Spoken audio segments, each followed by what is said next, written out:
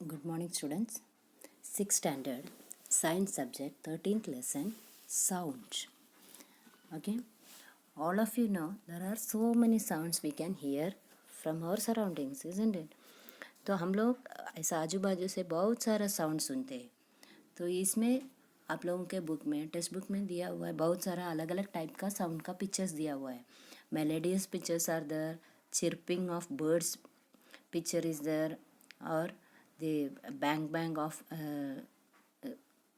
pictures are there, whispering of two women are there, and the whistle of policeman, traffic policeman is there, and so many different pictures they are, barking of dogs, different pictures are they had given about the sounds. Okay, some sounds are very loud and very easily we can heard, isn't it?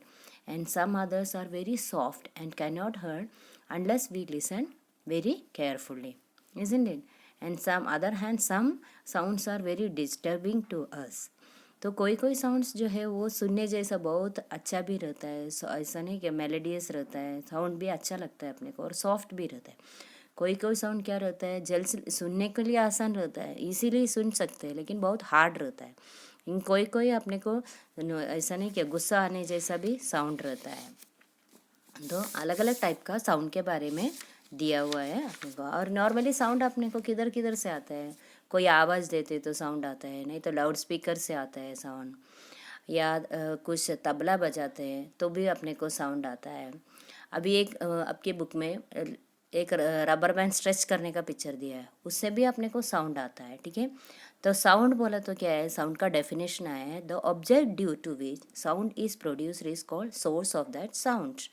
ठीक है, जो भी sound का source रहता है वो कौन सा है, कौन सा ऑब्जेक्ट से अपने को साउंड प्रोड्यूस होता है, उसको हम लोग बोलते हैं the source of the sound. Okay, the vibration of an object is necessary for the production of sound. कौन सा भी साउंड प्रोड्यूस करने के लिए क्या ज़रूरी रहता है, वाइब्रेशन. ठीक है, वाइब्रेशन के अलावा साउंड प्रोड्यूस न होता है.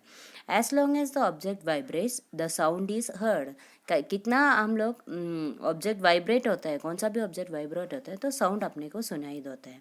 और when the vibration stops the sound also stops. जो वाइब्रेशन स्टॉप हुआ तो क्या होएगा, साउंड भी स्टॉप्स होता है.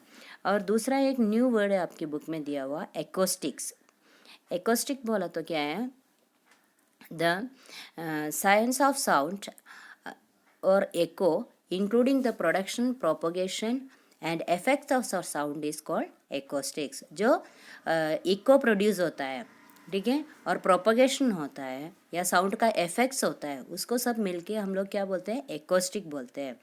और ये जो इंटेंसिटी रहता है साउंड का वो किससे मेजर करता है, उसका मेजर करने का यूनिट का नाम है डेसिबल. आए समझ में, जो डेसिबल बोलते हैं, जो साउंड को मेजर करने का जो यूनिट रहता है उसको बोलते हैं डेसिबल. ओके, और अपना किधर से वॉइस प्रोड्यूस होता है वो भी आपके टेक्स्ट बुक में दिया हुआ है. पिक्चर में देखो, वॉइस बॉक्स या लेरिंक्स दिया हुआ है, उसमें से अपना साउंड जो है वो प्रोड्यूस होता है. Okay, next is the how the sound is heard. Sound कैसे हर्ड होता है, ठीक है, साउंड कैसे हर्ड होता है.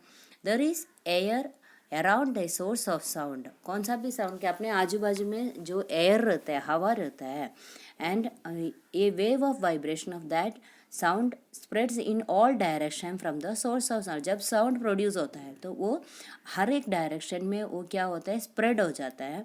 और वो जो वेव है उसको हम लोग क्या बोलते हैं, साउंड वेव बोलते हैं. जो एयर में स्प्रेड होता है वाइब्रेशंस, जो भी वाइब्रेशंस हम लोग जो कुछ में आवाज़ किया तो उसका वाइब्रेशन जो है वो स्प्रेड होता है, और वो जो वेव्स रहता है उसको बोलते हैं sound wave.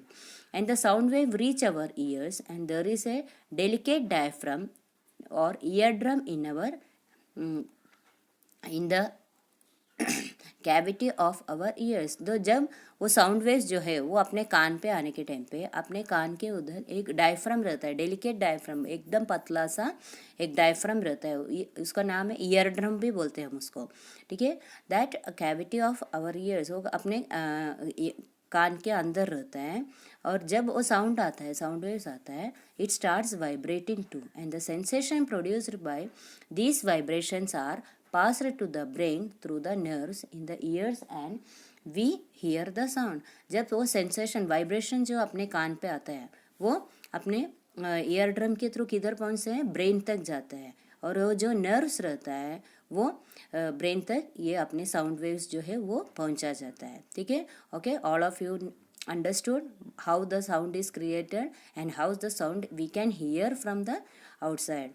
Okay, because of eardrum, that is very delicate part and we want to safely protect the eardrum. Okay, all of you understood. Okay, next is the propagation of sound. Propagation of sound means the sound is said to be propagated when sound waves spread in all direction from a source of sound. तो propagation of sound बोला तो क्या रहता है, जब sound produce होता है वो spread हो जाता है पूरा अपने all direction में, जब spread होता है उसको हम लोग क्या बोलते हैं, propagation of sound. For propagation of sound a medium is necessary. जब भी propagation होना चाहिए तो उसके लिए एक मीडियम ज़रूरी रहता है. वो मीडियम कौन सा है आप लोगों को सबको मालूम है, 3 स्टेट्स रहता है. कौन सा स्टेट्स हैं, solid state, liquid state and gaseous state, isn't it? This sound is propagated through the solid, liquid and gaseous state. Okay, तो जो भी substance, the substance around a source of sound through which sound waves spread is called the medium of propagation of sound. Next is the transmission of sound.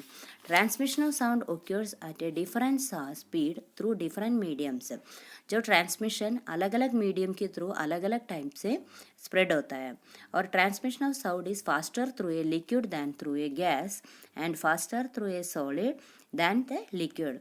तो gas से भी ज़्यादा speed में liquid में से ट्रांसफ़र होता है, और वो जो ट्रांसमिशन है लिक्विड से भी ज़्यादा किस में होता है, सॉलिड में. तो सबसे फास्टेस्ट कौन सा मीडियम है, that is the solid medium. Okay okay, all of you understood these parts. Okay, the next part we will see in the next video. Okay, bye.